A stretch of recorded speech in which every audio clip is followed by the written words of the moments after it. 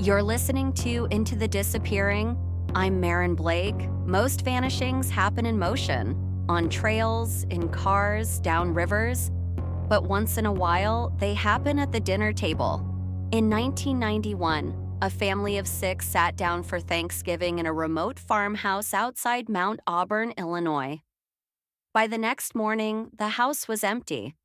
No signs of a break-in, no sign of struggle. Turkey still warm, candles still burning, and one window open to the frozen cornfield beyond. The Harrell family was never seen again. This is episode 37, The House Where November Waits. Dennis and Elaine Harrell had lived in the old Bishop farmhouse since 1973.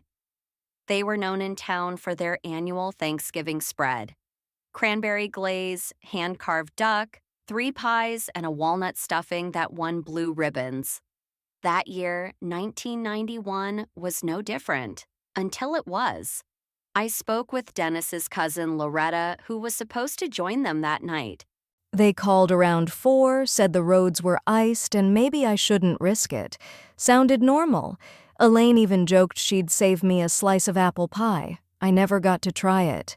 When Loretta hadn't heard from anyone by Black Friday, she called the sheriff. Deputies arrived to find the front door unlocked, table half cleared, and the family dog, Chester, locked in the root cellar. Alive, but badly shaken. The fireplace still glowed. A pot of cider simmered. All 6 Harrells, gone. Their jackets were still on hooks, shoes still by the door. No signs of a vehicle leaving, no footprints in the snow. Only a note, written in childlike handwriting. It's almost time. November's ready now. During renovations in 2007, a new owner of the farmhouse discovered a bundle of letters beneath a loose plank in the dining room floor. They were written by Elaine, each one addressed to whoever's left. In one dated November 16, 1991. Dennis is sleepwalking again, keeps going out to the fields at night, says someone keeps calling his name. We tried praying, tried salt at the windows. But last night, all 3 kids stood by the back door at 3:33 a.m., staring into the dark like they were waiting for something. None of these letters were ever mailed.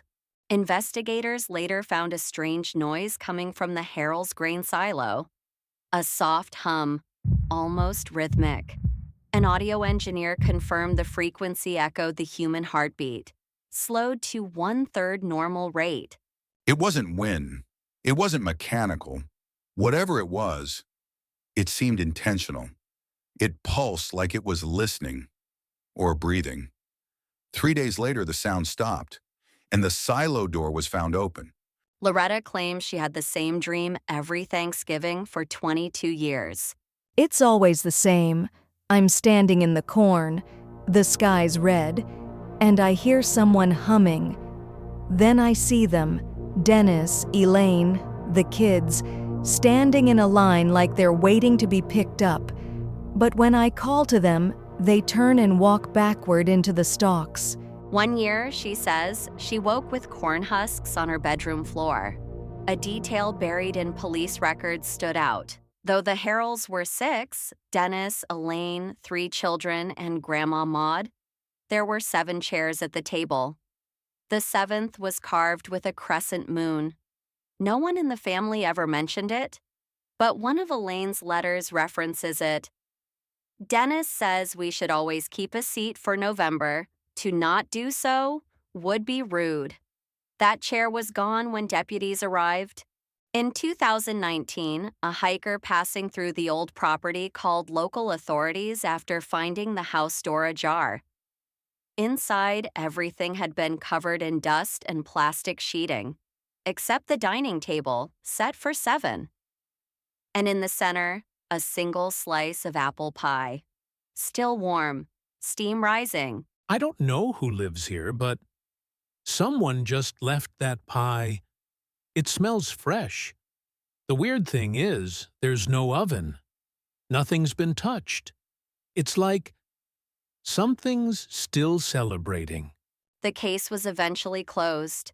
Presumed dead, bodies unrecovered. But every year, between November 21st and 24th, multiple reports come in from surrounding towns.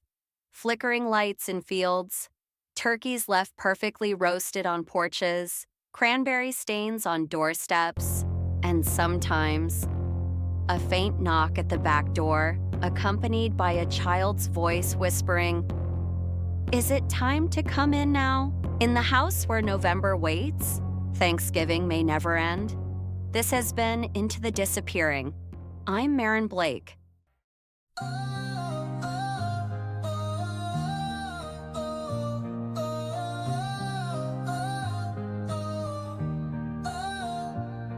When the night gets bright and the stars align, we stir up dreams in cosmic time. A little stardust, a little tune. You're